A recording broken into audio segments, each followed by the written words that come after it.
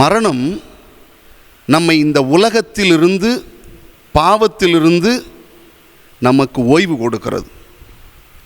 முகமது நபியும் அவருடைய தோழர்களும் ஒன்றாக குழுமி பேசிக்கிட்டு இருந்திருக்கிறாங்க. அந்த நேரத்தில் ஒரு சவ ஊர்வலம் அவர்கள் பக்கமாக கடந்து போயிருக்கு.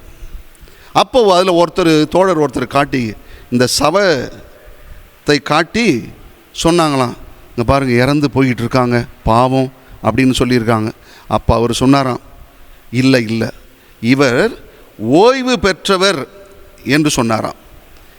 அதுவும் நிரந்தரமான ஓய்வு பெற்றவர் என்று. நிரந்தரமான ஓய்வு என்பது எங்கே தெரியுமா கிடைக்குது? மரணத்தில் கிடைக்குது அப்படின்னு சொல்வாராம். இப்போ ஒன்று யோசிங்க. அப்போ தான் எனக்கு திடீர்னு யோசனை வந்துச்சு. ஒரு நதி போகுது, ஒரு நதி கடந்து போகுது. அது எங்கே ஆடி எங்கே நெளிஞ்சு எவ்வளவு துள்ளி குதித்து எவ்வளவு இடர்பாடுகளை நெளிந்து வளைந்துமாக குதித்துமாக எழுந்துமாக ஒரு நதி கடந்து போகிறது. அது கடலை சென்று அடைகிறது என்றால் அதற்கு ஓய்வு கிடைத்து விட்டது என்று அர்த்தம் என்று சொல்வார்கள்.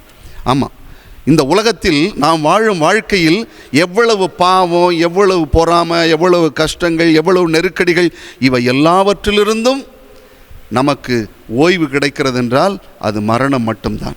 ஆக மரணம் என்பது கூட ஒரு நிரந்தரமான ஓய்வு என்று சொல்கிறார்கள். இந்த நிரந்தர ஓய்வு நம் இந்த உலக வாழ்க்கையின் நிறைவாக இருக்கிறது.